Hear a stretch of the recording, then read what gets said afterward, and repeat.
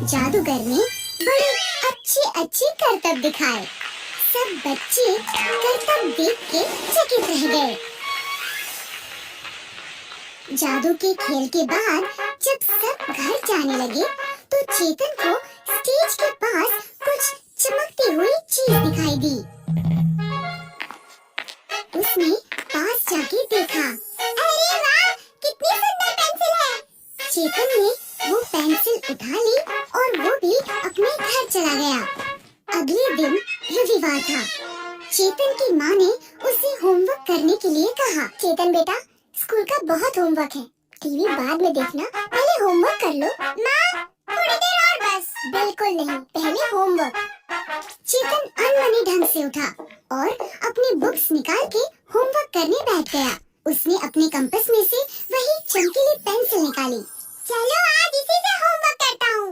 जैसे ही लिखने के लिए उसने पेंसिल को पेपर पे लगाया, पेंसिल गोल गोल घूमने लगी और उसके हाथ से छूट गई। फिर अपने आप पेंसिल पेपर पे चलने लगी। चेतन हक्का बक्का रह गया। अरे ये क्या?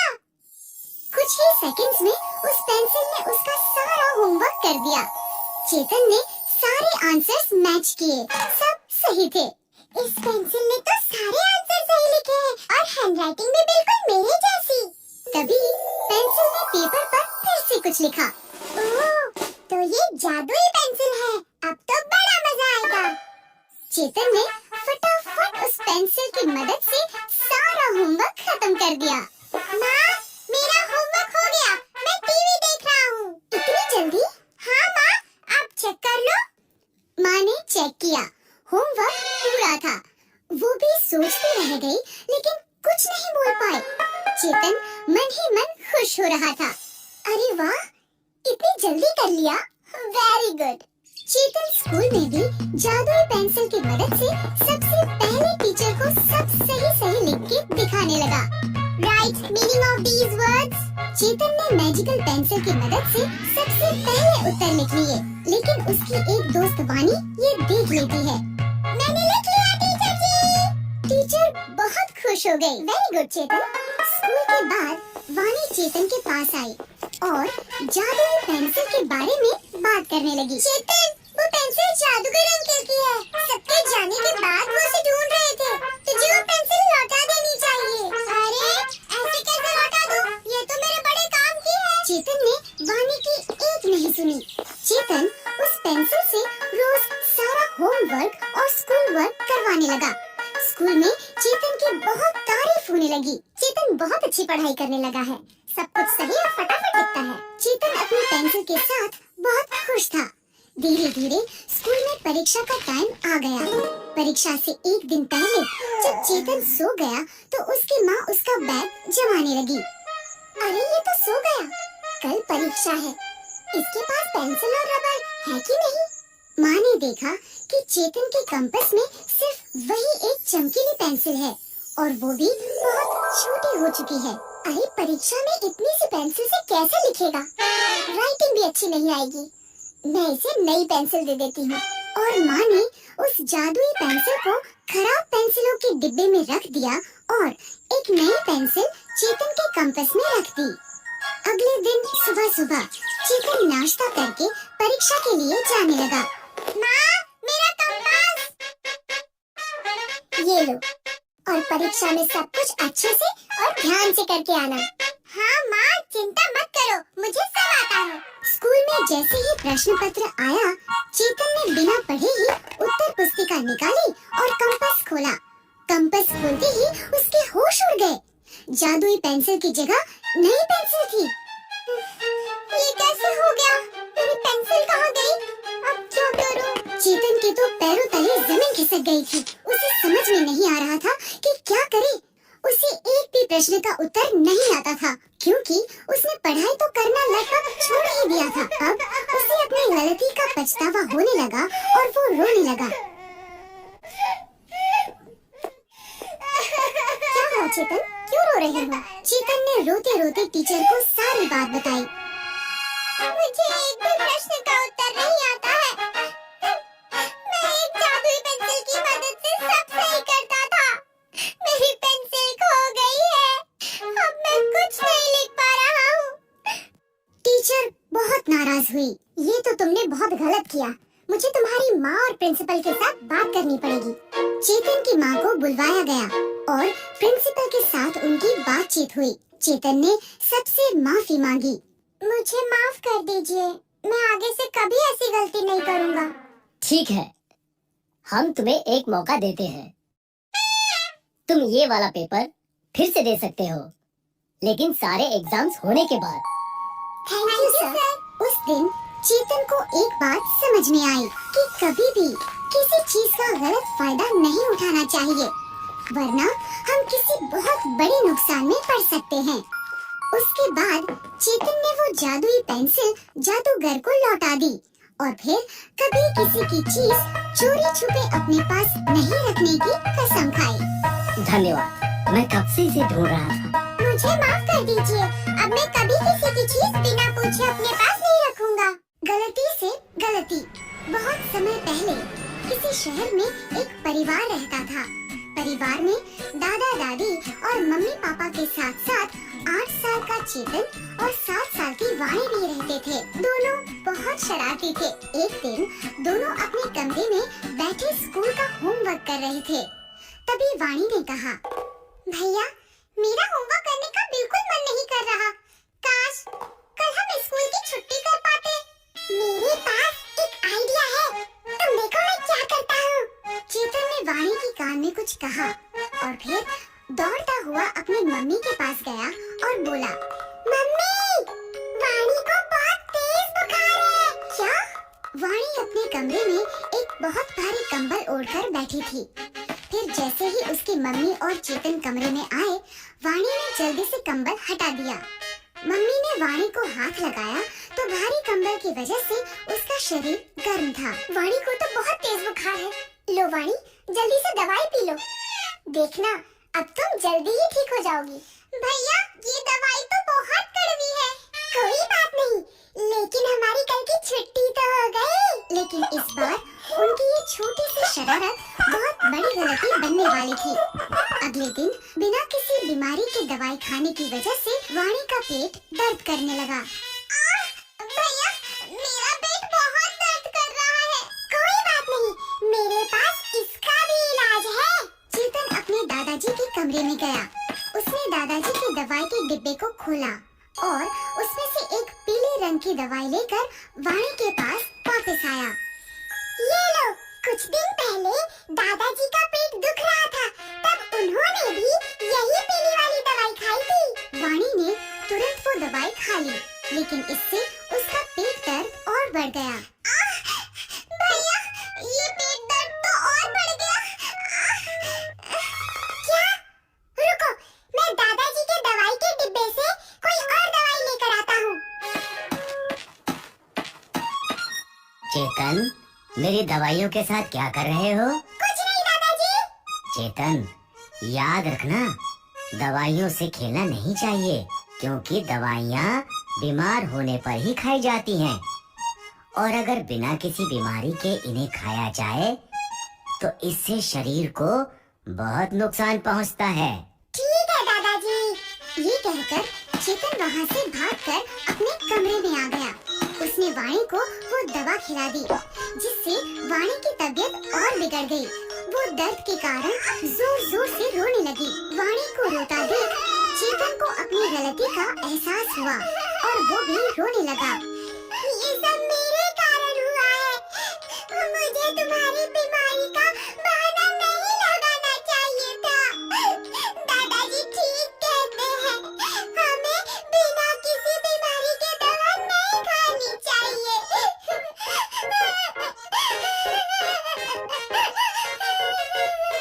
तभी दोनों बच्चों की रोने की आवाज सुनकर दादाजी उनके कमरे में आए। क्या हुआ बच्चों, तुम दोनों ऐसे रो क्यों रहे हो? चेतन ने रोते रोते उन्हें सारी बात बताई। सारी बात जानकर दादाजी ने उन्हें समझाते हुए कहा, बच्चों, गलतियाँ गलती से ही होती हैं, लेकिन अगर हम उस गलती को बड़ों से छिपाते हैं तो वो गलती गुनाह बन जाती है। इसलिए कुछ भी गलत होने पर हमें इसके बारे में सबसे पहले घर के बड़ों को बताना चाहिए, ताकि वो समय रहते उस गलती को ठीक कर सके। ठीक है दादाजी, आज से कुछ भी गलत होने पर हम सबसे पहले बड़ों को बताएंगे। इसके बाद दादाजी ने डॉक्टर को फोन किया। डॉक्टर ने वाणी की ठीक से जांच कर उसे दवाई दी, जिससे वो जल्द ही ठीक हो गई। तो बच्चों, इस कहानी से हमें ये शिक्षा मिलती है कि कुछ भी गलती होने पर हमें इसके बारे में जल्द से जल्द घर के बड़ों को बताना चाहिए, ताकि वो अपनी समझदारी से उस गलती को समय रहते ठीक कर सकें। ईमानदार नौकर। शाम का समय था। सेठ श्यामलाल परिवार सहित दूसरे गांव से लौट रहे थे। उनके साथ उनकी पत्नी, बेटा, बेटी और 2 नौकर भोलू और गोलू भी थे। बड़ी प्यास लगी है। हमारे पास तो पानी भी नहीं है। कहीं रुक के पानी पी लेते हैं। थोड़ा आगे ही बाला काका का कुआं है, वहीं रुक जाते हैं। वो लोग रास्ते में पानी पीने के लिए काका के कुएं के पास रुक गए। अरे यहाँ तो कोई नहीं है। इतना अंधेरा हो गया है, काका घर चले गए होंगे। हमें भी पानी पी के जल्दी से वापस चलना चाहिए। सेठ जी ने गोलू को कुएं से पानी निकालने के लिए कहा। गोलू बहुत कामचोर और चापलूस नौकर था। उसने तुरंत बहाना बना लिया। घोड़ा गाड़ी चलाते चलाते मेरे हाथों में काफी दर्द होने लगा है। कहीं मुझसे रस्सी छूट गई और बाल्टी अंदर ही गिर गई तो? गोलू बहुत ही वफादार और मेहनती था। वो बोला, कोई बात नहीं, मैं निकाल देता हूँ। गोलू ने तुरंत कुएं के पास रखी रस्सी और बाल्टी उठाई और कुएं से पानी निकाल लिया। सेठानी ने सबसे पहले दोनों बच्चों को पानी पिलाया। पानी पीने के बाद वही खेलने लगे। पकड़ के दिखा, पकड़ के दिखा। सेठ सेठानी पानी पी ही रहे थे कि धड़ाम से आवाज आई, जीनू भैया, कोई भैया को निकालो, भैया गिर गया। मीनू का शोर सुन के सब दौड़ के कुएं के पास आ गए। सेठ और सेठानी बहुत घबरा जाते हैं। उन्हें तैरना नहीं आता था। अरे कोई मदद करो, हमारे बेटे को निकालो, कोई कुछ करो। जीनू बेटा, तू ठीक तो है? गोलू और गोलू दोनों अच्छी तरह से तैरना जानते थे, लेकिन सेठ सेठानी को देख गोलू भी सुर में सुर मिलाने लगा। अरे बचाओ, कोई सेठ जी के बेटे को बचाओ। गोलू ने आव देखा ना ताव और कुएं में कूद पड़ा। अंधेरे में ही उसने जीनू को ढूंढ निकाला और कुएं में से ही चिल्लाया, सेठ जी, जीनू बाबा मिल गए, आप रस्सी फेंको। सेठ जी ने तुरंत रस्सी फेंकी। ये लो। भोलू ने तुरंत जीनू की कमर में रस्सी बांध दी।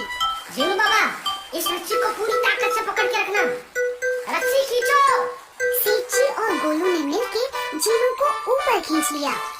भगवान का शुक्र है, जीनू बाबा बच गए। सेठ जी ने भोलू के लिए फिर से रस्सी फेंकी, लेकिन उस रस्सी में एक पोटली भी बांध दी। भोलू, ये लो, अब तुम भी ऊपर आ जाओ। भोलू रस्सी पकड़ के ऊपर आ गया। आते ही उसने सेठ जी से जीनू की सलामती पूछी। जीनू बाबा सलामत तो है सेठ जी? जीनू ठीक है भोलू, तुम नहीं होते तो पता नहीं क्या होता। चलो अब चलते हैं। सब लोग वापस घोड़ा गाड़ी की तरफ जाने लगे। भोलू अपने पैर से रस्सी निकालने लगा। तभी उस रस्सी में अटकी हुई वो पोटली दिखाई दी। अंधेरे में उसे समझ में नहीं आ रहा था। उसने पोटली निकाली और खोल के ध्यान से देखा। उसने सोने के सिक्के भरे थे। लगता है रस्सी फेंकते समय सेठ जी के पास से ये पोटली भी गिर गई थी। अच्छा हुआ रस्सी में अटक के वापस ऊपर आ गई। भोलू तुरंत दौड़ के सेठ जी के पास गया और वो पोटली सेठ जी के हाथ में दे दी। सेठ जी, गलती से पोटली भी रस्सी के साथ नीचे गिर गई थी। इसमें आपके सोने के सिक्के हैं। सेठ जी भोलू की ईमानदारी से बहुत खुश हुए। उन्होंने भोलू को गले से लगा लिया। भोलू, तुम सिर्फ बहादुर ही नहीं, ईमानदार भी हो। ये पोटली मैंने जानबूझ के तुम्हारी परीक्षा लेने के लिए फेंकी थी और तुम सफल रहे। अब ये तुम्हारी ही है, इसे इनाम समझ के रख लो। धन्यवाद सेठ जी। भोलू सेठ जी की दरियादिली देख के बहुत खुश हुआ। काश मैंने समय पे अपना फर्ज निभाया होता। भोलू को उसकी वफादारी और ईमानदारी का इनाम मिला और गोलू सिर्फ हाथ मलता रह गया।